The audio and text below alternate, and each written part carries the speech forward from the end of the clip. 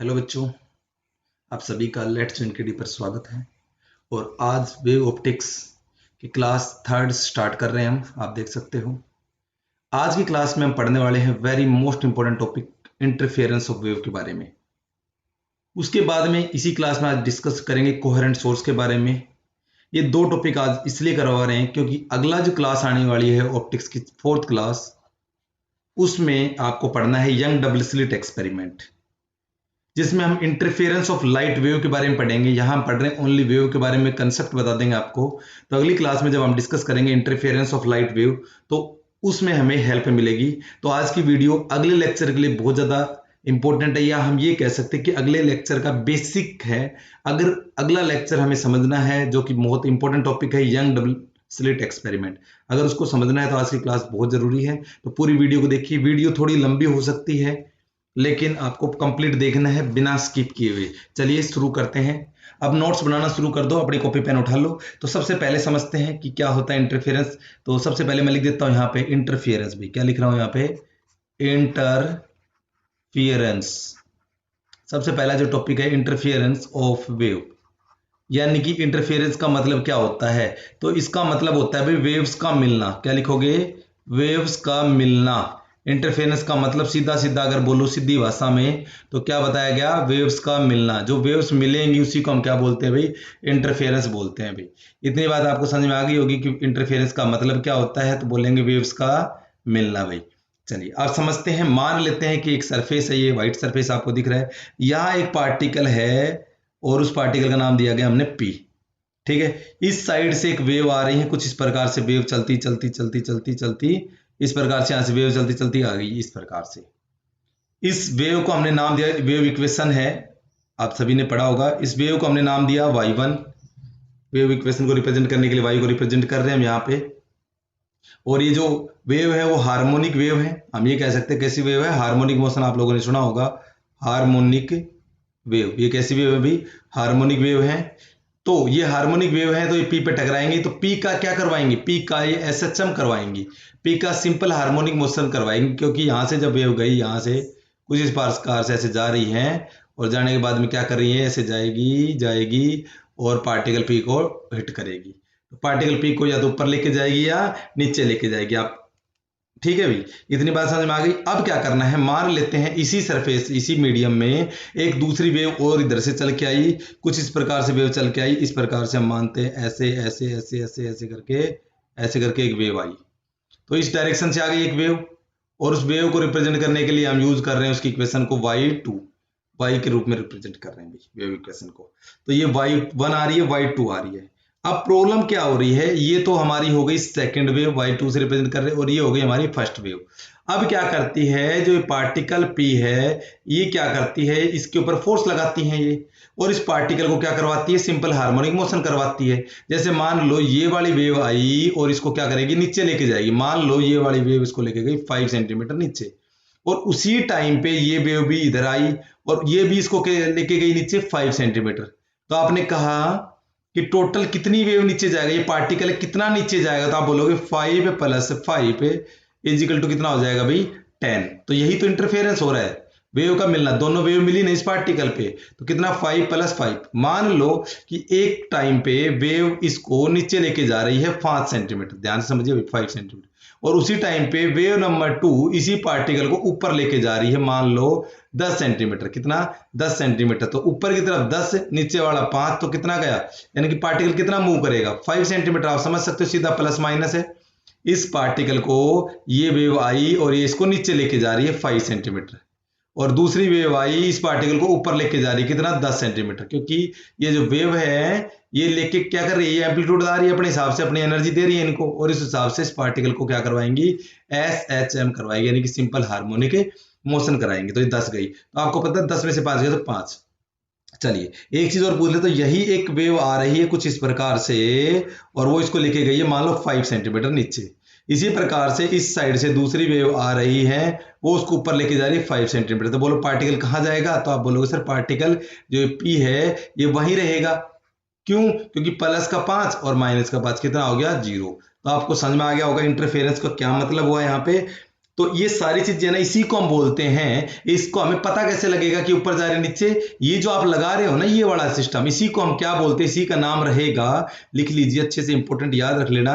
ये 11th class में भी पढ़े थे हम लोगों ने, प्रिंसिपल ऑफ सुपरपोजिशन। भाई क्या बताया, प्रिंसिपल ऑफ सुपरपोजिशन। भाई ये बात आपके दिमाग में होनी चाहिए, प्रिंसिपल ऑफ सुपरपोजिशन।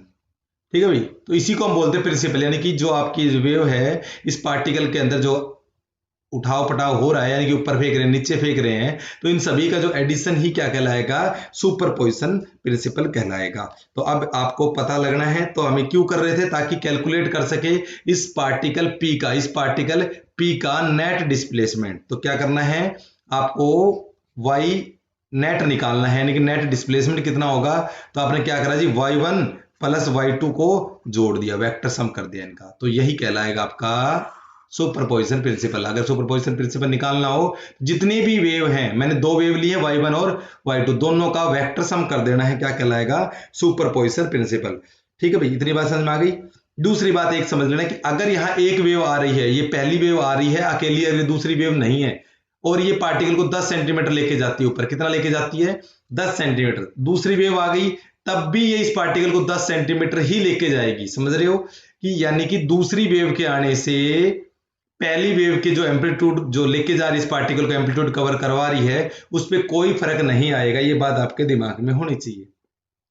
जब भी वेव चलेगी, चाहे कितनी भी वेव हो, यहाँ पे यहां से कितनी भी वेव हो, इस प्रकार से यहां से कितनी भी वेव हो, उस पर कोई फर्क नहीं पड़ता अभी, इस चीज से कोई फर्क नहीं पड़ता। एक वेव को दूसरी वेव से कोई फर्क नहीं पड़ेगा, जब भी चलेगी वो अपने हिसाब से ही चलेगी। आई होप आपको समझ में आ गया होगा। चलिए मैं आपको डेफिनेशन लिख देता हूँ सुपरपोजिशन प्रिंसिपल की। चलिए तो आप लोग इसको नोट कर लेना, तो मैं हेडिंग डाल देता हूं superposition principle.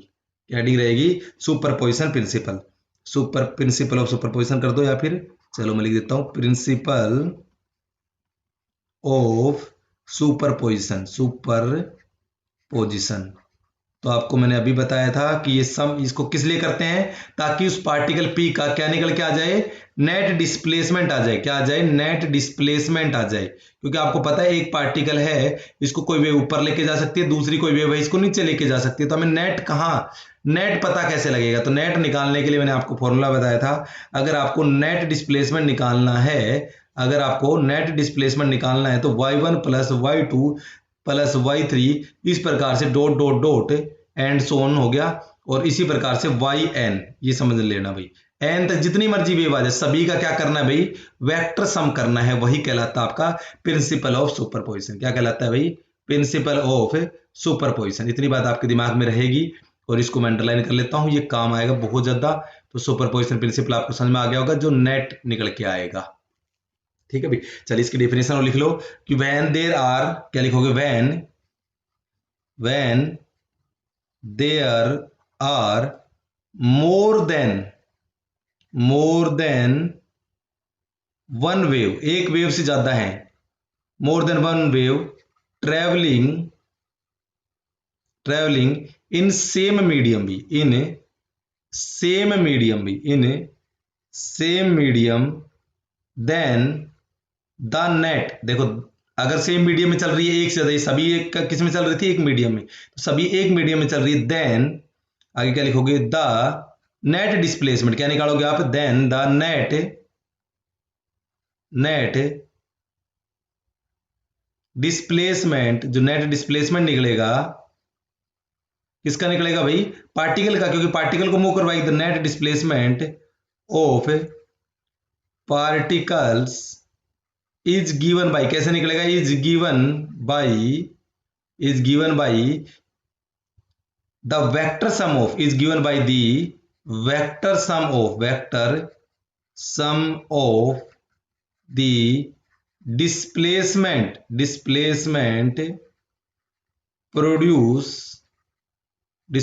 Produce by each wave alone. यानी कि जितनी अकेली वेव डिस्प्लेसमेंट कर रही है, देखिए उन सभी का क्या करना है वेव। जैसे कि मान लो एक पहली वेव थी, यहाँ एक पार्टिकल P है, इस पे एक पहली वेव चल के आ रही है, उसका कितना है y1 है, इस पार्टिकल का डिस्प्लेसमेंट करवाती है y1। इसी प्रकार से दूसरी इसका डिस्प्लेसमेंट करवाती है y2, तीसरी करवाती है y3। तो इन सभी का वेक्टर सम होगा, वही कहलाएगा आपका प्रिंसिपल ऑफ सुपरपोजिशन। तो ये डेफिनेशन आपको कवर हो गई होगी। चलिए अब बात करते हैं आगे।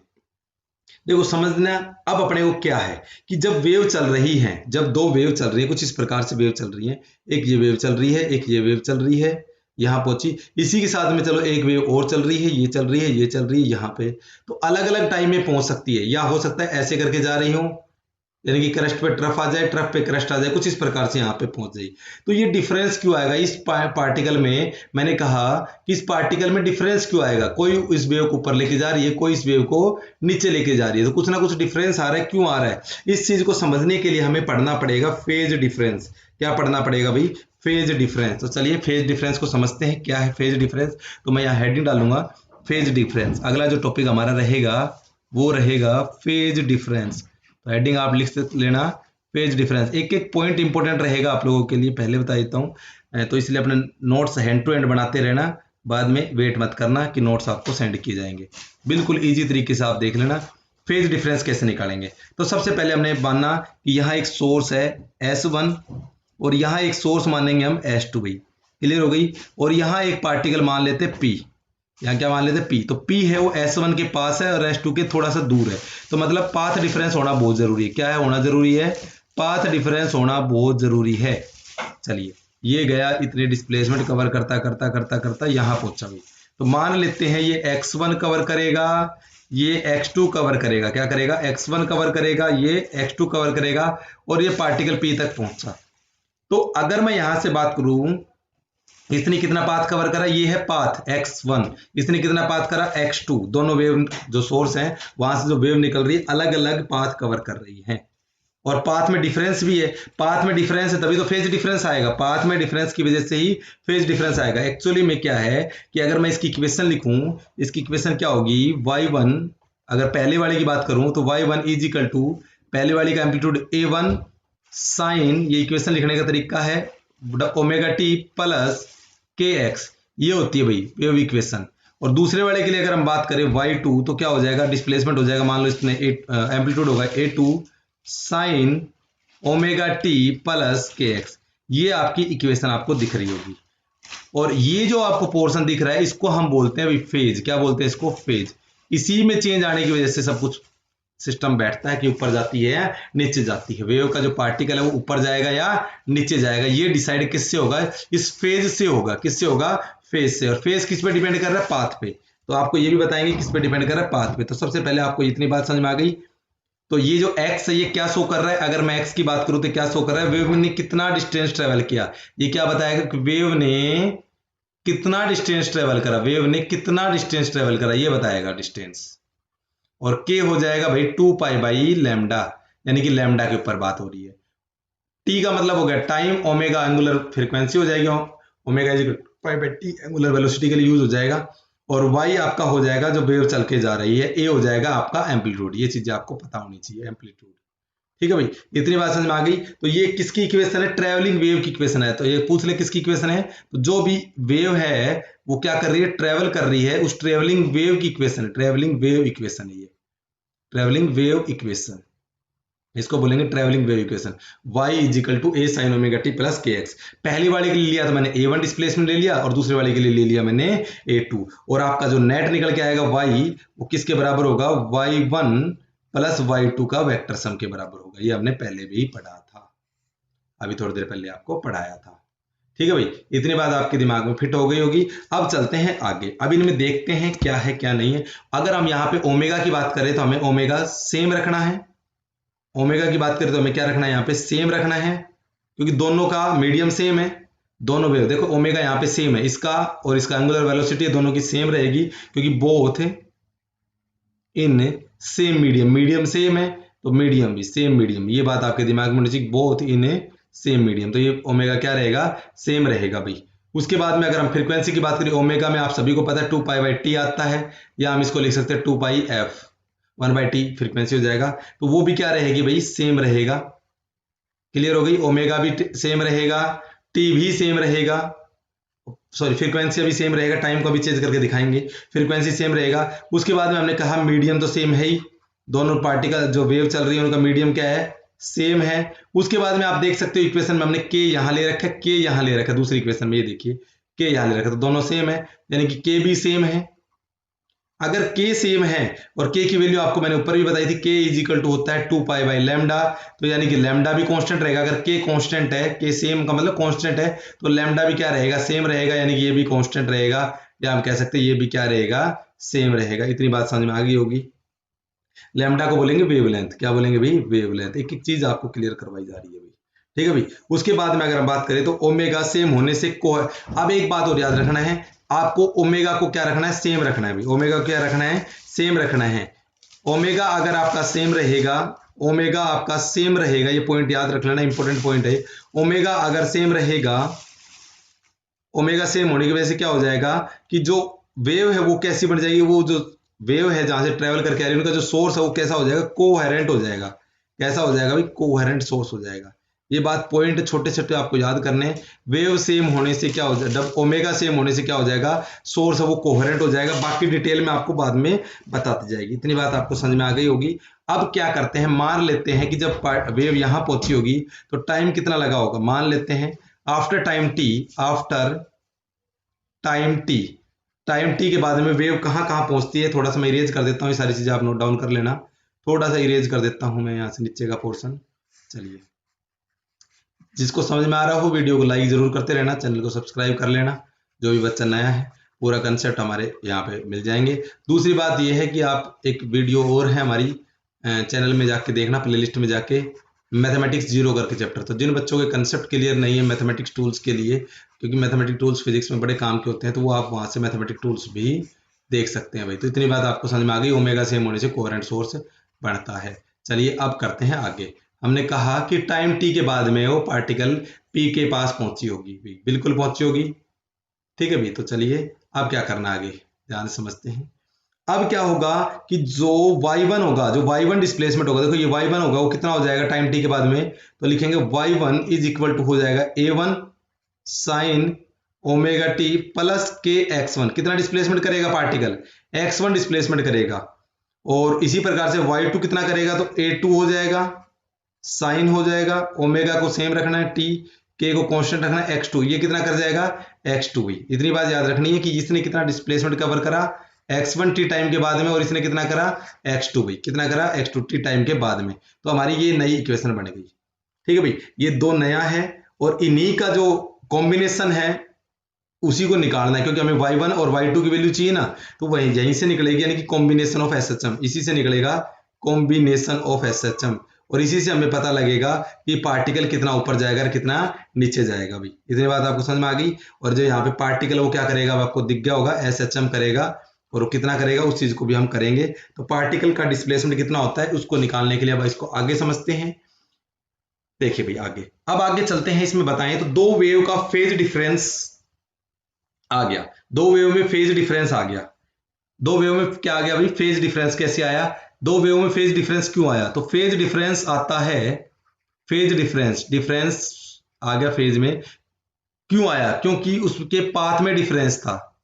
क्या था, पाथ में डिफरेंस था। ध्यान से समझिए क्या बताया मैंने, कि दो वेव के फेज में डिफरेंस आया, फेज मतलब एंगल। हमने इक्वेशन बताई y is equal to a sine omega T plus K X, ये इक्वेशन आपको बता दी भाई।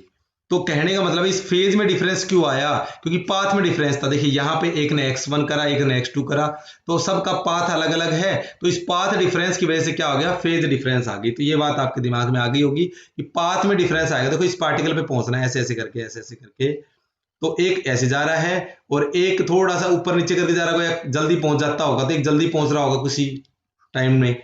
तो कहने का मतलब हो गया दोनों के अंदर पाथ में डिफरेंस आ गया। एक हो सकता है ऐसे ऐसे करके जा रहा हो, एक थोड़ा कम करके जा रहा हो, तो दोनों के पाथ में डिफरेंस आएगा, या एक पास में है और एक दूर है, ठीक है भाई। तो कहने का मतलब इन दोनों के पाथ के डिफरेंस की वजह से फेज डिफरेंस आता है।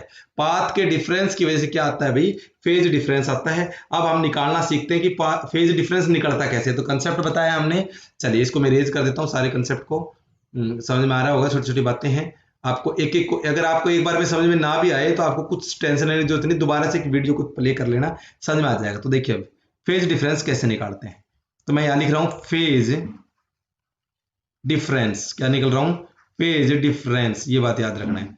फेज डिफरेंस को रिप्रेजेंट करेंगे यहां से फाई से, आपको याद रखना है phase difference is represented by phi. और फाई कैसे निकालोगे, तो आपने याद करिए y1 इक्वेशन है, क्या लिखा था आपने, a1 sign omega T plus K X one भाई, इतनी बात लिखी थी हमने। इसी प्रकार से हमने लिखी थी y2 a2 sign omega T plus K x to, ये लिखी थी हम लोगों ने। तो अब हमें इन दोनों का डिफरेंस करना है, हमें इन दोनों का डिफरेंस करना है, क्या करना है, हमें डिफरेंस करना है, हमें क्या करना है, डिफरेंस करना है। कैसे करना, देखिए, तो हमने कहा फेज का डिफरेंस, तो फेज तो इतना इतना है, तो घटाइए। अब मुझे ये बताओ, आप समझ सकते हो कि इसमें से कौन सी वैल्यू बड़ी होगी, तो आप बोलोगे सर ये वाली वैल्यू बड़ी है, क्योंकि x2 ज्यादा डिस्प्लेसमेंट था और x1 कितना था, कम डिस्प्लेसमेंट था, तो यानी कि ज्यादा वाले में से कम को घटाइए। तो फाई निकालने के लिए आपको क्या करना पड़ेगा, ओमेगा टी प्लस के x2 में से माइनस करना है ओमेगा टी प्लस के x1। इतनी बात आपको समझ में आ गई होगी, दोनों को क्या करना है, माइनस करना है। माइनस करोगे तो ओमेगा से ओमेगा मर जाएगा, यानी कि आपके पास बच जाएगा, क्या बच जाएगा, के एक्स टू माइनस का के एक्स वन, के को कॉमन ले लेना, क्या आ जाएगा, एक्स टू माइनस का एक्स वन, और ये फाई आ रहा है सब में, फाई का मतलब हो गया फेज डिफरेंस। और इसको हम ये भी लिख सकते हैं के डेल्टा एक्स भी, क्या लिख सकते हैं, के डेल्टा एक्स फाई, और फाई की वैल्यू, के की वैल्यू होती है 2 pi by lambda, 2 pi by lambda delta X. तो कहने का मतलब है फाइनली हमारे पास ये फॉर्मूला निकल के आया, फाइनली हमारे पास निकल के आया, phi is equal to 2 pi upon lambda into में डेल्टा एक्स। तो ये फॉर्मूला याद कर लेना, किसका है ये, आपको दिख रहा है, इसको बोलते हैं फेज डिफरेंस, क्या बोलेंगे इसको, फेज डिफरेंस। पूरी चीजें क्लियर हो रही होंगी। और ये डेल्टा एक्स हो गया पाथ डिफरेंस, डेल्टा एक्स हो गया पाथ डिफरेंस, तो ये बात आपको समझ में आ गई होगी। और पाथ डिफरेंस की वजह से ही क्या आया, फेज डिफरेंस, पाथ का मतलब रास्ते का डिफरेंस की वजह से क्या निकल के आया, आपके फेज में डिफरेंस आया। इतनी बात समझ में आ गया। अब हम आगे चलते हैं, अब हम बात करेंगे आगे की, वेक्टर मेथड से कुछ फॉर्मूलेज आपको बनाना सिखा देते हैं, कैसे करते देखिए। दो इक्वेशन हमारे पास है, चलो मैं इसको इरेज कर देता हूं एक बार। तो यहां मैं साइड में लिख देता हूं phi is equal to 2 pi by lambda into में डेल्टा एक्स, या फाई इज इक्वल टू हम कह सकता हूं के डेल्टा एक्स, मतलब एक के दोनों का, ठीक है भाई, दोनों हैं एक ही चीज, कोई बड़ी बात नहीं है। चलो इस वाले हिस्से को मैं क्या कर देता हूं, इरेज कर देता हूं। तो समझ में आ रहा हो तो वीडियो लाइक जरूर कर लेना भैया, और कोई डाउट आए तो नीचे आप कमेंट करा करो, जो भी बच्चे देखते हो कमेंट जरूर करा करो, समझ में आ रहा है या नहीं आ रहा। क्योंकि कोई भी क्लास के बच्चे हो, किसी भी क्लास के हो, अगर आपको कंसेप्ट सीखना है तो सबसे बेस्ट जगह हो आपको पूरा कंसेप्ट आपको करवा दिया जाएगा। चलिए अब इसको इरेज कर दिया गया है, अब चलते हैं हम आगे की बात करने के लिए। चलिए इसको इरेज कर देते हैं, ठीक है भाई। चलिए आगे क्या हो रहा है, अब पेन चेंज कर लेते हैं, दूसरा रेड पेन बहुत हो गया, कई देर होगी चलते हुए रेड पेन को। चलिए अब क्या करना है, वेक्टर को जोड़ना। देख ले, सबसे पहले हमारे पास मान लो हमें, तो एक वेक्टर ये है, मान लेते हैं इस डायरेक्शन में है, ये लगा लो A1 वेक्टर, इसको क्या बोलेंगे भाई, A1 वेक्टर बोलेंगे, A1 है इस डायरेक्शन में। इसी प्रकार से मान लो एक और है, इस प्रकार से ये A2 है, मान लेते हैं भाई, ये एम्पलीट्यूड A1 और ये क्या है A2, क्योंकि हमें सुपरपोजिशन प्रिंसिपल से इन दोनों वेव्स को मैं जोड़ रहा हूं, किस फॉर्मूले से, सुपरपोजिशन प्रिंसिपल से, ठीक है भाई। सुपरपोजिशन लगाने के लिए मुझे वेक्टर सम याद होना चाहिए, वेक्टर सम याद होगा तो इसका रिजल्टेंट जो निकल के आएगा कुछ इस प्रकार से निकल के आएगा। जिन बच्चों ने नहीं देखी है वो वीडियो देख लेना, वेक्टर वाली मैंने पढ़ा रखा है, तो आप वहां से देख सकते हो। लेट्स जॉइन केडी और वेक्टर डाल देना, आ जाएगा। तो ये रिजल्टेंट निकालना है, तो रिजल्टेंट लिखने के लिए मैं लिखूंगा ए, नीचे आर लिख देना, और भी आ जाएगा A1 प्लस A2 का वेक्टर। वेक्टर सम करेंगे तो parallelogram law of vector addition लगाएंगे कुछ इस प्रकार से, और ये आपको फॉर्मूला याद होगा। क्या होगा कि अगर आपने ए आर का रिजल्टेंट वेक्टर निकालना है तो क्या करोगे, A1 का स्क्वायर प्लस A2 का square plus 2 A1 A2 cos theta. ये बात आपको फॉर्मूला याद होगा, 9वीं 11th क्लास में पढ़ के आए हो आप लोग। यहाँ ए कितना है, A1 कितना है, A1 को मान लेते हैं हम कि यहाँ पे वैल्यू पुट कर दी हमने, तो कितना आ जाएगा भाई, ये फॉर्मूला हमारे पास आ गया। अभी जब भी वैल्यू दी जाएगी ना A1 A2 की, तो हम उस हिसाब से इसको ऐड कर लेंगे, जो भी एम्पलीट्यूड हमारा दे रखा होगा उस हिसाब से हमारा रिजल्टेंट आ जाएगा। और इसी प्रकार से ये तो हो गया मैग्नीट्यूड के लिए फॉर्मूला। अगर मान लो इसका रिजल्टेंट किधर जाएगा, तो रिजल्टेंट आएगा, जो भी रिजल्टेंट आएगा वो किस डायरेक्शन में आएगा, AR की डायरेक्शन में आएगा। तो वो कितना लिखोगे आप, AR sign omega T plus K X one plus five, ये बात ध्यान रखनी, प्लस फाइव। देखिए क्या मतलब हुआ, देखो पहली इक्वेशन देखो, यहां से ए वेक्टर से रिजल्टेंट में कितने एंगल का चेंज आएगा, डिफरेंस कितने का आया था, 5 एंगल का डिफरेंस आया था ना, हमने पढ़ा था अभी कि रिजल्टेंट में कितने डिफरेंस आएगा, 5 एंगल का। पाथ डिफरेंस कितने का आएगा, दोनों का कॉम्बिनेशन होने के बाद में ये आएगा, और जो कॉम्बिनेशन आएगा उसका मैग्नीट्यूड निकालेंगे इस डायरेक्शन में, तो 5 का डिफरेंस आएगा। तो हमने क्या दिया, जो भी इक्वेशन थी हमारे पास, पहली इक्वेशन थी omega T plus K X one, पहली इक्वेशन क्या थी हमारे पास, ये थी, क्या थी भैया आपको याद होगा, या ए वन कर लो, ए आर ए वन, क्या लिख दोगे यहाँ पे, A one sine omega T plus K X one, पहले वाले के लिए यही तो इक्वेशन थी। तो हमने क्या कर दिया, उसमें सिर्फ फाई जोड़ दिया ताकि इसकी डायरेक्शन का हमें पता लग सके, इसका वैल्यू का पता लग सके। इतनी बात समझ में आ गई। अगर इसमें डायरेक्शन निकालना हो तो टेन फाई लगा देना, तो क्या आ जाएगा, ए टू साइन फाई अपॉन में, ये शॉर्टकट बताया है, ए वन प्लस ए टू, काम आ जाएगा आपके कोस फाइव। ये हमने पढ़ा हुआ है, वेक्टर सम में पूरा पढ़ा रखा है अभी, इसलिए इस पर ज्यादा जोर नहीं देंगे हम। वेक्टर सम का फॉर्मूला आप सभी को याद होगा, ये फॉर्मूला भी याद होगा, और ये रिजल्टेंट इस डायरेक्शन में आएगा तो इसका कितना आगे बढ़ा इस एंगल से, तो हमने जो भी वैल्यू दे रखी थी उससे फाई जोड़ दिया है, और हमने ये तो हो गया मैग्नीट्यूड निकालने के लिए, ये क्या हो गया, मैग्नीट्यूड निकालने के लिए, ये स्क्वायर है, इसको हटाओगे तो रूट ओवर आ जाएगा भैया, और ये हो जाएगा किसको निकालने के लिए होता है, डायरेक्शन निकालने के लिए। आप आई होप आपको 11th क्लास का सब कुछ याद होगा, तभी मैं इसको आगे चल रहा हूँ, पूरी डिटेल में नहीं बताऊंगा। और फिर भी याद ना हो तो वेक्टर वाली वीडियो रही ना, आप वेक्टर की वीडियो देखिए, आपको मिल जाएगा। चलिए भाई आगे चलते हैं। अब बात करते हैं आगे कोहेरेंट सोर्स के बारे में भी। किसके बारे में बात करते हैं, कोहेरेंट सोर्स के बारे में बात करते हैं। कि अगला जो टॉपिक है ये है कोहेरेंट सोर्स। क्या बताया, कोहेरेंट सोर्स, कोहेरेंट सोर्स। अब ये क्या चीज है कोहेरेंट सोर्सेज, मैंने आपको अभी 1 मिनट पहले भी बताया था कि ओमेगा क्या होना चाहिए, सेम होना चाहिए। ओमेगा मतलब 2 pi by lambda, 2 pi by T या 2 पाई बाई एफ, ठीक है भाई, 2 पाई एफ या 2 पाई बाई टी। तो इतनी बात आपको याद होनी चाहिए, यानी कि फ्रीक्वेंसी सेम होनी चाहिए या ओमेगा सेम होगा तो आपका कैसा सोर्स बनेगा, कोहेरेंट सोर्स बनेगा भाई। कैसा बनेगा, कोहेरेंट सोर्स बनेगा। चलो इसको समझते हैं क्या मतलब हुआ। तो सपोज करिए यहाँ पे मैंने एक के सोर्स माना S1 और यहाँ एक सोर्स माना S2, यहाँ पार्टिकल P1 है, कुछ इस प्रकार से गया, ये लो भाई, तो ये x1 डिस्प्लेसमेंट करके आया, ये x2 करके आया, और यहाँ उस पार्टिकल के पास पहुंचे। y1 किसी टाइम में मान लेते y1 आ जाएगा a1 sign omega T plus K x, आपको इक्वेशन याद होगी। और दूसरे वाले के लिए इक्वेशन क्या हो जाएगी, y2 a2 sign omega T plus K x. इतनी बात आपको समझ में आ गई होगी, ये हमने थोड़ी देर पहले पढ़ी थी। टाइम टी के बाद में अब मान लेते हैं हमारे पास ये चीज आ गई। अगर टाइम टी के बाद में बोले, टाइम टी के बाद में आफ्टर टाइम टी हमारे पास जो वैल्यू आएगी वो कितनी आ जाएगी आफ्टर टाइम टी, तो y1 कितना आ जाएगा भैया आपका, y1 आ जाएगा a1 sign omega T plus के एक्स1 हो जाएगा टाइम टी के बाद में। और इसी प्रकार से a2 हो जाएगा, वो हो जाएगा साइन ओमेगा टी प्लस के एक्स2 हो जाएगा। समझ रहे हो इस बात को, ये हो गया y1 और ये हो गया y2, ये हमारी नई इक्वेशन आ गई। अब मैं आपसे पूछना चाहता हूं कि चलो आपने कर लिया, मैंने कहा ओमेगा सेम होना चाहिए। देखिए इसको समझते हैं, आपने फेज डिफरेंस पढ़ा, क्योंकि कोहेरेंट सोर्स क्या होता है जिसमें ओमेगा सेम रहता है, तो आपको फेज डिफरेंस अभी पढ़ाया गया था, फेज डिफरेंस, ठीक है। फेज डिफरेंस के लिए फॉर्मूला था फाई इज इक्वल टू में के डेल्टा एक्स था। अगर मान लो ओमेगा, मान ले थोड़ी देर के लिए कि ओमेगा अलग अलग है, ओमेगा क्या है, अलग अलग है, तो इसका 1 हो जाएगा और इसका 2 हो जाएगा। तो यानी कि पहले क्या होता था, आप देखो काटोगे तो ओमेगा 2 माइनस का ओमेगा 1 घटाओगे तो इंटू में टी कॉमन आ जाएगा, प्लस x2 माइनस का x1 इंटू में k।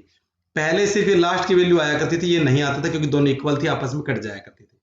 अब इसका मतलब है कटे नहीं, तो इसका मतलब जो फेज डिफरेंस है वो किस पे डिपेंड कर रहा है, टाइम पे। टाइम चेंज होगा तो इस हिसाब से चेंज होगा ही। तो पहले सिर्फ किस पे डिपेंड कर रहा था, पाथ पे, लेकिन अब आपने जो अजम्पशन मानना है ना, इस चीज को समझने के लिए मैंने आपको कहा 1 मिनट के लिए समझ लेना है कि आपका ओमेगा अलग अलग है। मैंने कहा सेम है, ये याद रख लेना आपको, लेकिन आपको प्रूफ करके दिखा रहा हूं मैं आपको, ठीक है भाई। तो आपको इतना तो याद रखना ही है, लेकिन फिर भी मैं आपको प्रूफ करके दिखा रहा हूं कि चलो अलग अलग मानेंगे तो ये देखो किस पे डिपेंड करेगा, टी पे, यानी कि इस पॉइंट पे एक टाइम में कुछ फेज डिफरेंस आएगा, दूसरे टाइम पे इसी 1 सेकंड बाद में दूसरा चेंज हो जाएगा, फिर तीसरा हो जाएगा, यानी कि इसी पॉइंट पे कभी तो बढ़ेगा ब्राइट फ्रिंजेस, कभी बनेगी डार्क। तो हम पहचान नहीं पाएंगे क्योंकि फेज डिफरेंस अलग अलग होने से, किसके ऊपर डिपेंड करने से, पोजीशन से।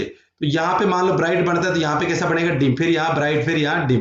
तो पोजीशन के हिसाब से वो जब तो चलता है, पोजीशन के हिसाब से वो जब तो चलता है, ब्राइट और डार्क आराम से पहचान लोगे, लेकिन उसी पॉइंट पे कभी ब्राइट बन रहा है कभी डिम बन रहा है तो उस चीज को समझना मुश्किल होगा। इसीलिए अगर आपको बढ़िया फ्रिंजेस बनाने हैं, इंटरफेरेंस करनी है अच्छा, तो हमें क्या लेना पड़ेगा, कोहेरेंट सोर्स लेना पड़ेगा। और कोहेरेंट सोर्स लेने के लिए हमें ओमेगा को क्या करना पड़ेगा, सेम कर सके, ताकि सिर्फ किस पे डिपेंड करे, पाथ पे, इस डेल्टा एक्स पे डिपेंड करे। भाई इतनी बात आपको समझ में आ गई।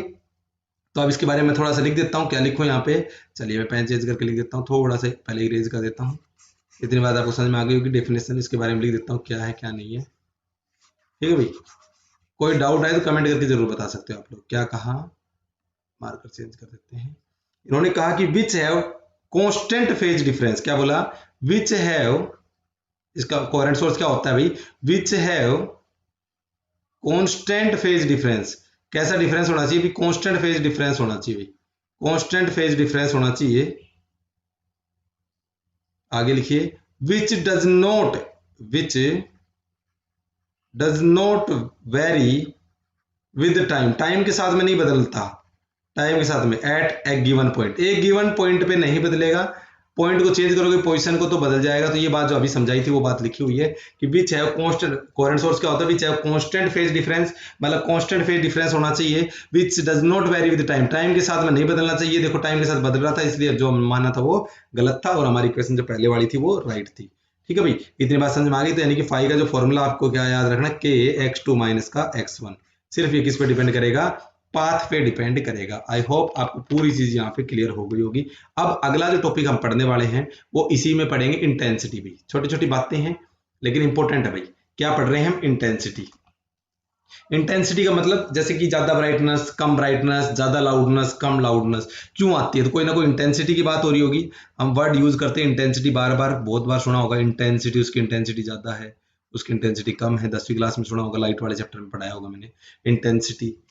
ठीक है भाई, तो चलिए इंटेंसिटी का रिप्रेजेंट करते हैं आई से। इसका फॉर्मूला क्या होता है वो लिख लो, 2 पाई एफ का स्क्वायर ए का स्क्वायर रो और वी, ये फॉर्मूला होता है इंटेंसिटी का। किसका फॉर्मूला है भाई, ये इंटेंसिटी का फॉर्मूला है। क्या फॉर्मूला बताया, 2 पाई एफ का स्क्वायर ए का स्क्वायर रो इंटू में वी, ये फॉर्मूला है। तो आप देखिए यहाँ पे क्या क्या सेम है, पहले तो हम इसको देख लेते हैं क्या क्या कांस्टेंट वैल्यू है। चलो मैं पेन चेंज करता हूं। तो देखिए भाई यहाँ रो का आप देखोगे तो रो क्या है, सेम है, डेंसिटी किसी भी मीडियम की, पर्टिकुलर मीडियम की सेम है। और जब मीडियम सेम है तो वेलोसिटी भी क्या हो गई, सेम हो गई। तो हम कह सकते हैं दोनों क्यों सेम है, क्योंकि मीडियम सेम है। तो मीडियम सेम होगा तो डेंसिटी भी सेम होगी, तो यानी कि कह सकते हैं कांस्टेंट रहेगी किसी पर्टिकुलर मीडियम में। इसी प्रकार से एफ की बात कर लो, यहाँ पे एफ क्या रहेगा, सेम रहेगा, कोहेरेंट सोर्स है, अभी तो बताया था। और ओमेगा है, ओमेगा क्या होता है, ओमेगा में 2 पाई एफ ही तो होता है भाई, एफ कांस्टेंट रहेगा। ओमेगा मैंने कहा ना, कोहेरेंट सोर्स के लिए क्या लेना पड़ेगा, कांस्टेंट लेना पड़ेगा, कोहेरेंट सोर्स। कैसा लेना है, कोहेरेंट सोर्स। यानी कि कहने का मतलब बाकी की सारी चीजें क्या है, ये कांस्टेंट है। तो यानी कि मैं कह सकता हूं कि आई है वो डायरेक्टली प्रोपोर्शनल किसके, ए स्क्वायर के, सिर्फ ए स्क्वायर को छोड़ के बाकी सारी चीजें कांस्टेंट है। ये भी कांस्टेंट, पाई भी कांस्टेंट, रो भी, वी भी, सब कुछ कांस्टेंट है। और इसको हटाएंगे तो क्या आ जाएगा भाई, के इंटू में ए का स्क्वायर। आपको डायरेक्ट ये फॉर्मूला याद रखना है। डायरेक्ट आपको बोला भी जाता है कि इंटेंसिटी होती है वो डायरेक्टली प्रोपोर्शनल होता है स्क्वायर ऑफ द एम्पलीट्यूड के। ये डायरेक्ट बोला जाता है कि इंटेंसिटी होती है, आपको ऊपर वाला फॉर्मूला ना भी याद रहे तो चलेगा, नीचे वाला याद रखें, intensity is directly proportional to amplitude का स्क्वायर। भैया याद होगा आप लोगों को, याद आ रहा होगा क्योंकि मैंने पढ़ाया था 11th क्लास में आप लोगों को, तो आपको याद होगा कि चीज करवाई गई थी। ठीक है भाई, तो इंटेंसिटी के डायरेक्टली प्रोपोर्शनल हो गया, जितनी ज्यादा इंटेंसिटी होगा उतना ही, जितना ज्यादा एम्पलीट्यूड होगा उतना ही ज्यादा इंटेंसिटी होगी। चलिए इतनी बात आपको समझ में आ गई होगी। अब रिजल्टेंट एम्पलीट्यूड निकालने का फॉर्मूला क्या होता है वो भी आपको याद होगा, ए आर का स्क्वायर इज इक्वल टू हो जाएगा A1 का स्क्वायर प्लस A2 का स्क्वायर प्लस 2A1 A2 और कोस फाई, थीटा लगा लो, फाई लगा लो, जो भी आप एंगल लेना चाहो। ये होता है रिजल्टेंट एम्पलीट्यूड निकालने के लिए, रिजल्टेंट एम्पलीट्यूड का फॉर्मूला। अगर मैं यहां से बोलूं, सपोज करो यहां से, चलो मैं इसको पेज को थोड़ा सा इरेज कर देता हूं। इतनी बात आपको समझ में आ गई होगी, इसकी स्क्रीनशॉट ले लेना। अब क्या कर रहे हैं वो देखिए, ध्यान से समझिए। चलिए इसको थोड़ा सा इरेज ही कर देते हैं क्यों पूरा डिलीट करा जाए। ये लो, ठीक है।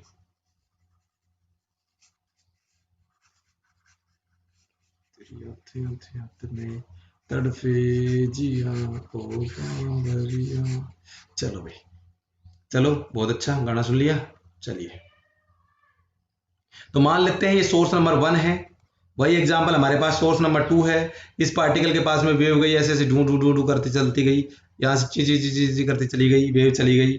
अब यहाँ की इंटेंसिटी क्या होगी, इसकी इंटेंसिटी हो जाएगी के, याद करो अभी बताया था के, ए है ना, तो A1 ले लेंगे, A1 का स्क्वायर। इसी प्रकार से इसकी इंटेंसिटी क्या हो जाएगी, के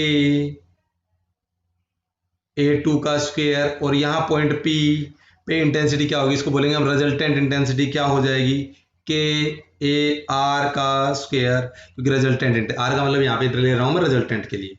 ठीक है भाई, amplitude A for amplitude, resultant amplitude. इतनी बात आपको समझ में आ गई। फॉर्मूला हमारे सामने है, फॉर्मूले में पुट करिए, पेन चेंज कर देता हूँ थोड़ा सा अलग समझ में आए। चलिए एक ब्लैक पेन यूज कर लेते हैं। ए आर है, ए आर तो रहने दो, ए आर की जगह क्या रखोगे, देखिए ए आर निकालना है, ए आर निकालना है तो यहाँ पे हो जाएगा आई आर, इंटेंसिटी की फॉर्म में लाना है, फॉर्मूला किसका निकालना है, इंटेंसिटी का। तो ए आर निकालना है तो किस क्या हो जाएगा, बोलिए, ए आर निकालना है तो क्या हो जाएगा, जल्दी से बोलिए, ए आर का स्क्वायर इज इक्वल टू हो जाएगा आई आर अपॉन में के, समझ रहे हो। इसी को सोल्व करना है तो यहाँ पे क्या लिख सकता हूँ, आई आर अपॉन में के। इसी प्रकार से यहाँ लिख सकता हूँ आई वन अपॉन में के, यहाँ लिख सकता हूँ आई टू अपॉन में के स्क्वायर है ना, और प्लस 2। देखिए भाई ए वन, देखिए ए वन यहाँ निकालोगे आप लोग, ए वन का स्क्वायर निकालोगे तो क्या हो जाएगा, आई वन अपॉन में के हो जाएगा, नहीं हो जाएगा। इसी प्रकार से यहाँ A2 निकालोगे, A2 का स्क्वायर तो R2 अपॉन में के हो जाएगा। तो ये तो रखा, लेकिन एक वन खाली है, अगर आपको A1 है तो रूट ओवर चढ़ाना पड़ेगा, इसको हटाएंगे तो क्या आ जाएगा, रूट ओवर। तो यानी कि मैं कह सकता हूँ root over of I1 upon में रूट ओवर ऑफ के, और root over of I2 upon में root over of K into में कोस फाई। चलिए रूट के को मल्टीप्लाई करो तो के हो जाएगा, के को कॉमन निकाल लेना तो के से ये कट जाएगा आपस में, कट गया भाई। कॉमन निकालोगे यहाँ से 1/k आ जाएगा कॉमन, और 1/k यहाँ से कट गया। तो हमारे पास जो फॉर्मूला निकल के आया वो कितना आया, I R is equal to हो जाएगा I1 प्लस I2।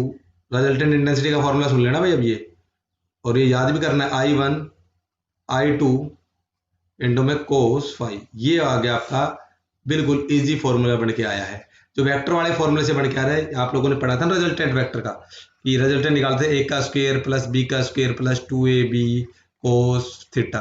ये वही तो फॉर्मूला है, इसी से तो बना रहे हैं हम सारी चीजें। ठीक है भाई, यही वैल्यू पुट करके कि इंटेंसिटी का फॉर्मूला भी हमने ड्राइव कर लिया भाई।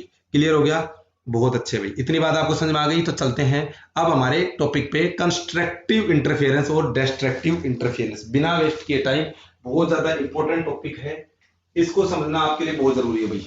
ठीक है, तो मैं एक साइड में यहाँ पे एक लाइन खींच देता हूं, यहां से एक लाइन खींच देता हूं, यहां से शुरू करते हैं ऐसे। इस साइड में मैं आपको लिख देता हूं कंस्ट्रक्टिव इंटरफेरेंस। क्या लिखता हूं, कंस्ट्रक्टिव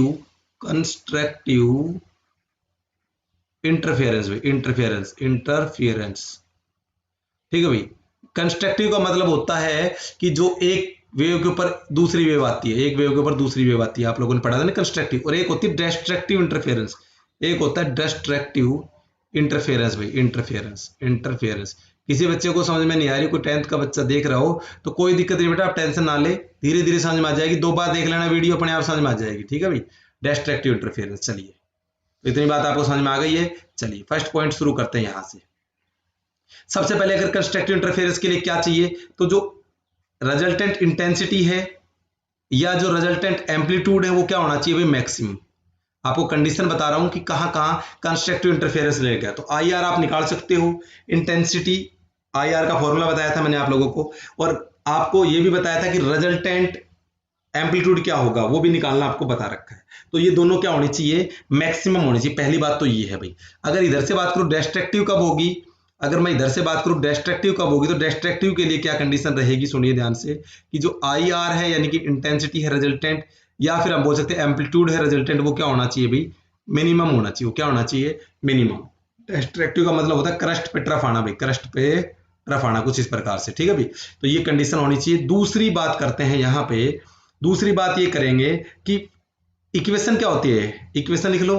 कंस्ट्रक्टिव की इक्वेशन होती है I R is equal to आ जाएगा I1 प्लस I2 इंटेंसिटी के लिए प्लस 2, अभी तो पढ़ाई थी, root over of I1 I2 और कोस थीटा लगा लो, फाई लगा लेता हूं मैं, यहाँ पे फाई मानी थी ना हम लोगों ने। इसी प्रकार से रिजल्टेंट एम्पलीट्यूड की इक्वेशन थी A1 का स्क्वायर A2 का square plus 2A1 A2 cos phi. क्या आ गई, कोस फाई। ये आ गई भाई, कोस थीटा लिया था शायद हमने, कोस थीटा ले लो। ठीक है भाई। इसी प्रकार से इसमें भी क्या रहेगी, इक्वेशन तो सेम ही रहेगी। ठीक है भाई, इक्वेशन आपकी क्या रहेगी, सेम रहेगी। आई होप आपको ये बात समझ में आ गई। 2 पॉइंट कहीं डाउट रहे तो कमेंट जरूर करना भी है। बहुत अच्छे। चलिए अब बात करते हैं थर्ड नंबर पे, थर्ड पॉइंट की बात करते हैं। थर्ड पॉइंट क्या है, थर्ड पॉइंट के लिए हमें मैक्सिमम चाहिए ना, तो मैक्सिमम कैसे हो सकता है, देखिए ये रहा कोस फाई, ये क्या है कोस फाई, कोस फाई क्या होना चाहिए, कोस फाई की वैल्यू होनी चाहिए 1, मैक्सिमम चाहिए कोस फाई, मतलब हमें ये वैल्यू मैक्सिमम चाहिए, तो उसके लिए हमें क्या चाहिए, मैक्सिमम निकालने के लिए हमें क्या करना पड़ेगा, इसकी वैल्यू क्या आनी चाहिए 1, और वाई आ सकता 1 कैसे आ सकता है मैक्सिमम, जब 0 डिग्री होगी। ये बात समझ में आ रही होगी कि फाई मैक्सिमम कब आ सकता है, जब एंगल कितने डिग्री का हो 0, कोस 0 की वैल्यू क्या हो जाती है 1, तो कोस फाई की वैल्यू कितनी आ जाएगी 1, तो हम कहेंगे कि जो है ना ये सारी की सारी क्या है मैक्सिमम रहेगी, चाहे आपका इंटेंसिटी लगा लो चाहे एम्पलीट्यूड लगा लो। इतनी बात समझ में आ गई। और किस पे मैक्सिमम हो सकती है, एक तो 0 डिग्री पे, और 2 पाई पे, और 4 पाई पे, और 6 पाई पे। तो समझ में आ रहा है, यानी कि इवन नंबर को मल्टीप्लाई करना पड़ रहा है, यानी कि आपका अगर आपको पूछा जाए फाई, फाई का मतलब होता है फेज डिफरेंस, फेज डिफरेंस कितने का होना चाहिए। अगर आपको कंस्ट्रक्टिव बनानी है, मैं यहाँ पे क्या निकाल के दिखा रहा हूँ आपको, फेज डिफरेंस, क्या निकाल के दिखा रहा हूँ फेज डिफरेंस, ऊपर वाले फॉर्मूले को यूज करके फेज डिफरेंस, क्योंकि फाई होता है फेज डिफरेंस, तो उसके लिए आपको क्या चाहिए, फॉर्मूला बन गया 2n इंटू में पाई। फेज डिफरेंस का फॉर्मूला क्या बना 2n इंटू में पाई, यानी कि यहाँ पे n हो जाएगा, कोई नंबर है 1 2 3, देखो n की जगह अगर मैं 0 रखता हूँ तो ये पूरा 0 हो जाएगा, तो फाई कितना आ गया 0, यहाँ पे 2 रखूंगा तो 2 दूनी 4, 4 पाई आ जाएगा, 1 रखूंगा तो 2 1 कम 2 पाई आ जाएगा, 3 रखूंगा यहाँ पे 2 3 6 पाई। तो ये कहने का मतलब है ये फॉर्मूला सही काम कर रहा है इवन नंबर के लिए, तो 2n पाई। इतनी बात आपको समझ में आ गई। उसके बाद में इधर की साइड में चलें थर्ड नंबर पे, तो यहाँ पे हमारे पास जो कोस फाई की वैल्यू होनी चाहिए मिनिमम होनी चाहिए। मिनिमम कब आएगी भाई, मिनिमम तब आएगी जब वैल्यू किस में आएगी माइनस में, किस में आएगी माइनस में। इतनी बात आपको समझ में आ रही होगी, माइनस में। तो यानी कि जो एंगल है वो कितना होना चाहिए फाई, यानी 180 डिग्री के ऊपर क्या हो जाता है मैक्सिमम, यानी कि पाई बोलूंगा मैं यहाँ पे, इसको काट देता हूँ, पाई लिख देता हूँ रेडियन की फॉर्म में।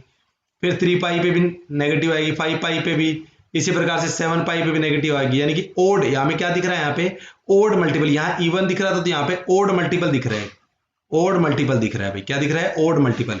तो हमारा फॉर्मूला क्या निकल के आएगा यहाँ पे phi is equal to 2n minus का 1, 2n माइनस का 1 इंटू में पाई, 2n माइनस का 1 इंटू में पाई। तो यहाँ पे मैं लिख देता हूँ ये फॉर्मूला आपका ओड आएगा, आप देख लेना। और n कितना आ जाएगा यहाँ पे 1 2 3, जो भी नंबर लिखो, देखो 1 लिखेंगे तो 1 लिखेंगे तो 2 बन जा 2, 2 में से बन गया तो 1 पाई बच गया, 2 रखेंगे तो 2 दूनी 4, 4 में गया तो 3 पाई, 3 रखूंगा तो 2 3 6, 6 में से गया तो 5 पाई। तो इस प्रकार से आपका ये फॉर्मूला सही बैठ रहा है। तो आप याद कर लेना कि जब भी आपको फेज डिफरेंस का फॉर्मूला बोले, क्या बोले जाए, फेज डिफरेंस का फॉर्मूला बोला जाए किसके लिए, डिस्ट्रक्टिव के लिए, तो फॉर्मूला आ जाएगा 2n माइनस का 1 इंटू में पाई, ये याद कर लेना इंपॉर्टेंट है। और फेज डिफरेंस का फॉर्मूला पूछे कंस्ट्रक्टिव के लिए 2n पाई, यानी कि ये आपको इवन मल्टीपल में मिलेगा और ये ओड में, देखो पाई पाई इसमें भी रहेगा, यहाँ 2n है, यहाँ एक कम कर देना यानी कि ओड, बस इतना याद रखना है फेज के लिए। अब बात करेंगे आगे, चलिए भाई अब फेज डिफरेंस हो गया, पाथ डिफरेंस की भी बात कर लेते हैं। पाथ डिफरेंस के लिए वही सेम चीज है, एक साइड में आपको लाइन खींच देता हूं मैं। चलिए आगे बात करते हैं, चौथे नंबर पे 3 पढ़ लिया हमने, चौथे नंबर पे क्या करेंगे, देखो फाई का फॉर्मूला अभी हमने पढ़ा था, थोड़ी देर पहले निकाला था, 2 पाई बाई लैम्डा था इंटू में डेल्टा एक्स था। देखो फाई इज इक्वल टू, याद करो यहाँ पे हमारा था के एक्स, के डेल्टा एक्स, तो के की वैल्यू 2 पाई बाई लैम्डा ये लिखवाई थी मैंने आप लोगों को। चलिए अगर मैं यहाँ पे डेल्टा, मुझे तो किसकी वैल्यू चाहिए, डेल्टा एक्स की वैल्यू चाहिए ना, मेरे पास आ जाएगा क्या फाई, फाई आ जाएगा इधर से, और यहाँ से आ जाएगा लैम्डा और अपॉन में 2 पाई। अगर मैं यहाँ पे ध्यान समझिए, अगर मैं यहाँ पे पाई कितना मानूं, यहाँ पे मान लेता हूं मैं यहाँ पे, चलो एक बार मैं वैल्यू पुट करके दिखा दो, पाई की वैल्यू कितनी आई थी भाई 2n पाई ना, तो चलो मैं यहाँ पे पाई की वैल्यू पुट कर देता हूँ। पाई वैल्यू हम जानते हैं कितनी आई थी 2n इंटू में पाई, अभी बताया था, तो यहाँ पुट कर दो लैम्डा अपॉन में 2 पाई, और यहाँ से मल्टीप्लाई करोगे तो 2n इंटू में पाई, पाई से पाई कैंसिल, 2 से 2 कैंसिल, यानी कि लैम्डा इंटू में n, और n कोई नंबर है तो यानी कि डेल्टा एक्स की वैल्यू कितनी आ जाएगी, पाथ डिफरेंस की लैम्डा एक्स कितनी आएगी, लैम्डा इंटू में n, सॉरी ये n है, लैम्डा इंटू में n, n कोई नंबर है, n हो जाएगा 1 2 3 इस प्रकार से। तो कहने का मतलब आपको समझ में आ गया होगा कि n कोई नंबर है, यानी कि अगर यहाँ पे n पूछ ले जाए कितना हो जाए तो 0 लैम्डा, 0 पे लैम्डा पे, 2 लैम्डा पे, 3 लैम्डा पे, इन पे क्या रहेगी भाई मैक्सिमम रहेगी। अगर फेज डिफरेंस पूछ लिया जाए कितने पे, फेज डिफरेंस, तो कितने पे, देखो यहाँ पे 0 पुट करिए, 1 पुट करिए, 2 पुट करिए, 3 पुट करिए, तो आपको ये वैल्यू निकल के आएगी। तो आपको ये एंगल भी याद होने चाहिए कि इसकी बात हो रही है। डेल्टा एक्स क्या है, पाथ डिफरेंस, थोड़ा सा ध्यान देना इन पे, पाथ डिफरेंस। तो पाथ डिफरेंस हो गया लैम्डा, 2 लैम्डा, 3 लैम्डा।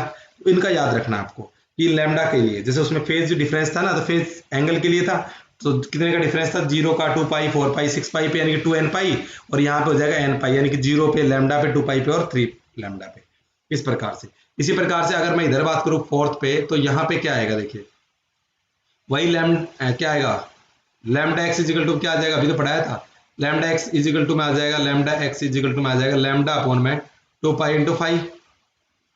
ये बात समझ में आ रही है। अगर मैं यहाँ पे लैम्डा एक्स इजिकल टू में लैम्डा अपॉन में 2 पाई और इस पाई की जगह क्या रख दूं, क्या आई थी value, destructive value 2 N minus का 1 इंटू में पाई, पाई से पाई कट जाएगा, तो हमारे पास जो वैल्यू आएगी वो आ जाएगी लैम्डा बाई 2 इंटू में 2 एन माइनस का 1 बाई 2 एन माइनस का 1, ये आ जाएगा डेल्टा एक्स।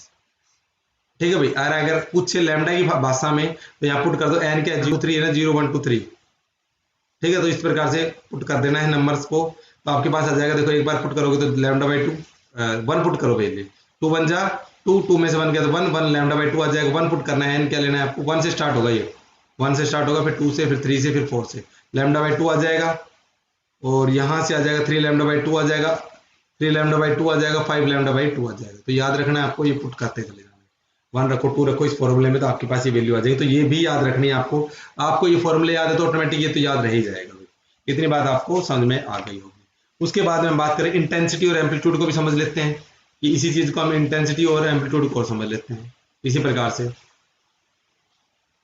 ठीक है भाई, तो चलो दोबारा से एक लाइन खींच देते हैं इस प्रकार से, और यहाँ लिख देते हैं इंटेंसिटी और एम्पलीट्यूड को समझते हैं। तो आपको पता है मैक्सिमम के लिए क्या केस बताया था, कोस फाई इजिकल टू में 1 आना चाहिए। तो रिजल्टेंट कैसे निकलेगा, ए आर का स्क्वायर, आपको पता है A1 का स्क्वायर, A2 का स्क्वायर, एम्पलीट्यूड के लिए 2 A1 A2, और यहाँ पे कोस थीटा था और कोस फाई की वैल्यू कितनी मानी है भैया 1, तो यहाँ से तो 1 आ ही गया, तो ये फॉर्मूला बढ़ जाएगा A1 प्लस A2 का होल स्क्वायर, और AR का स्क्वायर कट गया, तो यानी कि AR निकल के आया कितना, रिजल्टेंट एम्पलीट्यूड आया A1 प्लस A2, यही तो निकलेगा सीधा सीधा, ये रिजल्टेंट एम्पलीट्यूड निकल के आ गया। क्लियर, चलिए बहुत अच्छा। इंटेंसिटी के लिए निकालूं तो इंटेंसिटी का भी फॉर्मूला हमने पढ़ा था, intensity of R is equal to I1 plus I2 plus 2 root over of I1 I2, I1 I2, और कोस फाई की वैल्यू तो हमने बता ही दिया 1 लेना है, तो ये हो जाएगा इतना, यानी कि मैं इसको कह सकता हूँ root over of I1 plus root over of I2। तो अगर हम स्क्वायर को सोल्व करेंगे तो ऐसे ही तो बढ़ता है वापस, तो ये हो गया IR, ये फॉर्मूला बन गया किसके लिए, इंटेंसिटी के लिए। और किसके लिए, ये कंस्ट्रक्टिव का केस है, ये याद रखना है किसके लिए केस है, कंस्ट्रक्टिव का। आई होप आपको सारी चीजें क्लियर हो रही होंगी। डाउट आए ना तो कमेंट जरूर करना कि सर यहाँ प्रॉब्लम आई है, अगली वीडियो में आपको समझा दिया जाएगा कंस्ट्रक्टिव के लिए। क्लियर हो रही है, यहाँ पे कंस्ट्रक्टिव ये होता था कंस्ट्रक्टिव। बस अब बात करते हैं डिस्ट्रक्टिव के लिए। डिस्ट्रक्टिव में तो आपको पता है कोस फाई की वैल्यू कितनी आनी चाहिए, कोस फाई की वैल्यू आनी चाहिए यहाँ पे -1, -1 आएगा तो आपको पता है क्या हो जाएगा, यह आ जाएगा AR is equal to A1 minus का A2 का होल स्क्वायर, यहाँ से और स्क्वायर यहाँ से कट जाएगा ये लो, यानी कि A1 माइनस का A2 आ जाएगा। इसी प्रकार से इंटेंसिटी यहाँ लाऊंगा, IR is equal to I1 plus I2 minus का 2 root over of I1 I2, और बाकी तो 1 हो ही गया, 1 से माइनस कर दिया ना यहाँ पे, तो यहाँ पे आ गया root over of I1 minus का रूट ओवर ऑफ I2। किसी बच्चे को कोई डाउट नहीं आना चाहिए, क्योंकि ये सिंपल चीजें हैं भाई, ये हमारा फॉर्मूला बनेगा, लो कितना आसान है।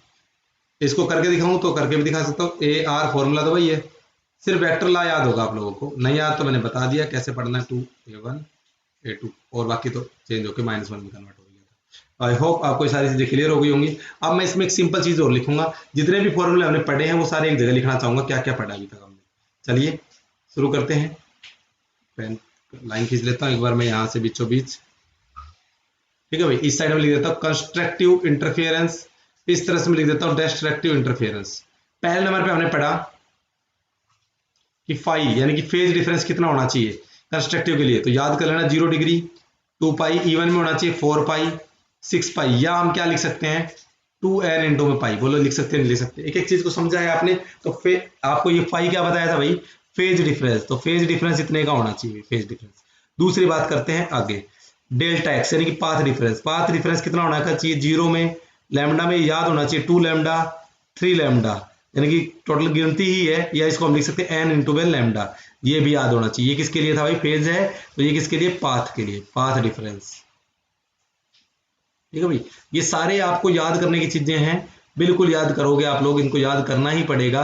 और ये एंगल प्लस ये फॉर्मूला, दोनों चीजें याद होनी चाहिए, नहीं है कि एक काम चल जाएगा। इसी प्रकार से एम्पलीट्यूड की बात करें, रिजल्टेंट एम्पलीट्यूड कितना आएगा तो आपको बता दिया मैंने, A1 प्लस A2 मैक्सिमम के लिए। सारी चीज क्लियर करवा दी गई, आप बुक खोल के देखना, आपको समझ में आ जाएगा सारी सुविधा। और इसी प्रकार से इंटेंसिटी के लिए बोले तो root over of I1 plus root over of I2, maximum का केस आ गया, स्क्वायर लगा देंगे। बोले समझ में आया नहीं आया? चलिए पेन चेंज कर देते हैं और साइड भी चेंज कर लेते हैं। इधर पकड़िए, यहाँ फाई कितना होना चाहिए? जल्दी से बोलिए। फाई हो जाएगा पाई, ओड में आएगा ना, 3 पाई, 5 पाई, 7 पाई, या इसका डायरेक्ट फॉर्मूला लिखो तो 2n माइनस का 1 भी, 2n माइनस का 1। ठीक है भाई, ये होगा डिस्ट्रक्टिव के लिए। किसके लिए होगा? फेज के लिए ही है, लेकिन कैसा फेज के लिए? डिस्ट्रक्टिव के लिए। दूसरी बात करें तो डेल्टा एक्स पाथ डिफरेंस के लिए तो lambda by 2, 3 lambda by 2, 5 lambda by 2। और अगर इसको लिखना चाहे तो 2n माइनस का 1 ऊपर वाला है ना, उसको क्या करना है? लैम्डा बाई 2 से मल्टीप्लाई करना है। ये लो, वही तो है। तीसरे नंबर पे बात करूं एम्पलीट्यूड के लिए तो आपको पता हो गया होगा, A1 माइनस का A2 मिनिमम के लिए होता ही है, करवा चुका हूं। और चौथे नंबर पे इंटेंसिटी मिनिमम के लिए हो जाएगा I1 root over of plus root over of, ये माइनस का होगा ना, माइनस होगा, माइनस का रूट ओवर ऑफ I2 का होल स्क्वायर। ठीक है भाई, इतनी बात आपको समझ में आ गई होगी। आज की क्लास का लास्ट टॉपिक है, और वो भी एक इंपॉर्टेंट क्वेश्चन है जो कि एग्जाम में आया हुआ है, तो देखिए उसको और समझ लो। ठीक है भाई, चलिए इसको समझते हैं। क्वेश्चन क्या कहता है, पेन चेंज करते हैं। चलिए क्वेश्चन ये है, ऐसा यहां पे लिख देता हूं मैं। क्वेश्चन है हमारे पास कि if A1 is equal to A2 is equal to A है, तो आपको बताना है and I1 is equal to I2 भी है, और इज इक्वल टू में I है। फाइंड करना है हमें, क्या फाइंड करना है? ए मैक्सिमम को फाइंड करना है, ए आर को फाइंड करना है, रिजल्टेंट एम्पलीट्यूड को। ए मिनिमम को भी फाइंड आउट करना है, और क्या फाइंड आउट करना है? आई मैक्सिमम को फाइंड आउट करना है, इंटेंसिटी को। और क्या करना है? आई मिनिमम को फाइंड आउट करना है, और आई रिजल्टेंट को फाइंड आउट करना है। चलिए भाई, तो बड़ा अच्छा है। सबसे पहले हम रिजल्टेंट ले लेते हैं, एम्पलीट्यूड वाले को टॉपिक को ले लेते हैं। तो कैसे करेंगे एम्पलीट्यूड को, समझिए पहले। तो आपको पता होगा formula A R is equal to होता है A1 का स्क्वायर प्लस A2 का square plus 2A1 A2 cos theta. ये फॉर्मूला तो आपको याद ही होगा। चलिए बहुत अच्छा, अगर यह फॉर्मूला आपको याद है, सब इक्वल है, तो यानी कि मैं लिख सकता हूं यहाँ पे A का स्क्वायर क्योंकि सब इक्वल है, प्लस 2 और A को करेंगे तो क्योंकि दोनों इक्वल है तो A का स्क्वायर हो जाएगा cos फाई। क्लियर? ए रिजल्टेंट। अब देखो A का स्क्वायर कितने स्क्वायर हो जाएगा? 2A का स्क्वायर प्लस 2A का स्क्वायर cos फाई। अब 2A का स्क्वायर को निकाल दो कॉमन, और यहां बच गया 1 प्लस cos फाई। और याद कर लेना 1 प्लस cos फाई का फॉर्मूला क्या होता है? तो क्या होता है भाई 1 बाई cos फाई का? देखो मैथ वाले स्टूडेंट को तो पता होगा, पढ़ के आए होंगे, लेकिन मैथ वाले स्टूडेंट को थोड़ा सा समस्या आएगी, बायो वालों को। तो क्या करेंगे, जो भी फॉर्मूले मैं बताते जा रहा हूँ याद कर लो, बस इतना ही तो काम है। तो क्या लिखोगे भाई, क्या फॉर्मूला बन जाता है? 1 प्लस cos थीटा का फॉर्मूला होता है, याद करना, 2 cos स्क्वायर थीटा बाई 2 भाई, यानी कि 5 बाई 2, या 5 है ना, 5 बाई 2। तो याद कर लेना 1 प्लस cos थीटा, यहाँ साइड में लिख देता हूँ, 1 प्लस cos थीटा का फॉर्मूला होता है 2 cos स्क्वायर थीटा बाई 2। ठीक है भैया, 5 है तो 5 कर लिया हमने, वो बात अलग है। ठीक है भैया, 1 है, 1 प्लस, तो याद कर लेना, ये लिख दिया। अब हमें देखो ए आर निकालना, एम्पलीट्यूड। ये तो सारा स्क्वायर में चल रहा था सौदा, ये सारा स्क्वायर में चल रहा है। ठीक है भाई, चलिए इसको हटाएंगे तो रूट ओवर आ जाएगा, रूट ओवर आएगा तो देखो 2 और 2 में से एक 2 बाहर आ जाएगा, ए बाहर आ जाएगा। इसी प्रकार से cos थीटा बाई 2 यानी सॉरी 5 बाई 2 है, तो ये आपका रिजल्टेंट एम्पलीट्यूड आ जाएगा। कितना आ जाएगा? 2A cos 5 बाई 2, क्योंकि देखो स्क्वायर है ना, तो एक स्क्वायर से एक कट जाएगा, ये आ जाएगा बात। ये आपका आ गया, इतनी बात, ये आ गया रिजल्टेंट। क्लियर हो गया? अब इंटेंसिटी के लिए और निकाल लेते हैं। किसके लिए निकाल लेते हैं? इंटेंसिटी के लिए। तो इंटेंसिटी का फॉर्मूला आपको याद होगा, इंटेंसिटी आर का I1 plus I2 plus 2 root over of I1 और I2 और cos 5। ठीक है, अब क्या करना है, दोनों इक्वल है तो I लिख दो, यहाँ पे प्लस I लिख दो, प्लस 2I का स्क्वायर हो जाएगा, I और I को मल्टीप्लाई करोगे तो इंटू में cos 5। एक रूट में था ना, तो स्क्वायर क्यों होगा, हाफ रूट और हाफ रूट कट नहीं जाएगा, तो 2i हो गया। कितने आई हो गए, 2i यहाँ हो गया ना, और 2i यहाँ लिख देता, 2i plus 2i cos phi. चलो कोई दिक्कत नहीं है, 2i को कॉमन ले लो यहाँ से, क्या बच गया यहाँ पे 1 प्लस कोस फाई, और 1 प्लस कोस फाई का तो फॉर्मूला ऊपर भी लिखवा चुका हूँ मैं। 2i इंटू में कितना आ जाएगा भाई, 2 कोस स्क्वेयर 5/2, फॉर्मूला इसकी जगह फॉर्मूला हमने ये पुट कर दिया, 2 कोस स्क्वेयर 5/2, क्लियर हो गई। तो यानी कि हमारे पास जो वैल्यू आएगी वो रिजल्टेंट आएगी वो इतना आएगा, आई आर इजिकल टू में कितना आ जाएगा भाई, 4i कोस स्क्वेयर 5/2। बोला आएगा नहीं आएगा, तो यही तो पूछा गया था, रिजल्टेंट आई आर और ए आर हमने दोनों रिजल्टेंट निकाले, कई बार पेपर में आ जाते हैं। अब आपको पूछा क्या गया है वो समझिए ध्यान से। आपसे पूछा गया है कि आपको ए मैक्सिमम में निकालना है और मिनिमम में निकालना है, इतना तो समझना है, ए मैक्सिमम निकालना है और मिनिमम भी निकालना है, यही बोलना है ना, और आर भी मैक्सिमम में निकालना है और मिनिमम में निकालना है, यानी कि एम्पलीट्यूड और इंटेंसिटी दोनों निकालनी है। चलिए पहले इसको इरेज कर लेते हैं, ये नोट डाउन कर लेना, इसको स्क्रीनशॉट ले लेना। चलिए इसी को आगे चलते हैं, इतनी बात आपको समझ में आ रही होगी। भूल जाना जाना मुमकिन नहीं, तो याद न आए ऐसा कोई दिन नहीं।